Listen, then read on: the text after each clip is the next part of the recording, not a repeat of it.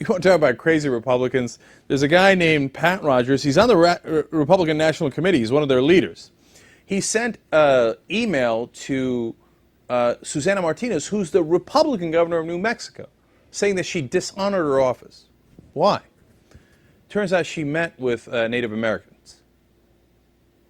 But wait a minute. First of all, every New Mexico governor meets with Native Americans. In fact, it's part of their job. But this guy says, no, not good enough.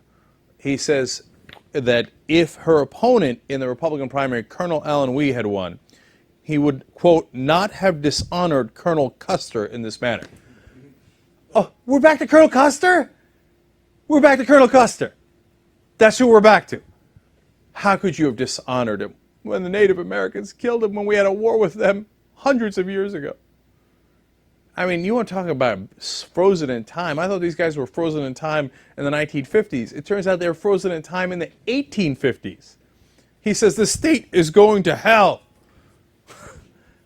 because we dishonored Colonel Custer's memory by meeting with Native Americans. But get a load of the discrimination loaded in there. Like, he thinks even meeting with that ethnic group is unacceptable. It means the state is going to hell.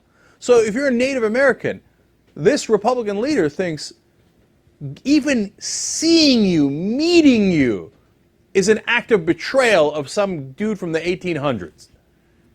So do you think there's any chance he would represent you effectively? If anything, he thinks it's a crime to represent you. And gee, I wonder why it appears that the Republican Party is the party of discrimination. It might not have everyone's best interest in mind. Gee, I can't tell. This is only one of a million examples, just the one that happens to be hilarious. Who defends Colonel Custer? By the way, that guy got his ass kicked with like the worst plan ever. All right, I'll ride in and get, they're just Native Americans. They won't be able to beat me. That last stand didn't really work out. You should look into it.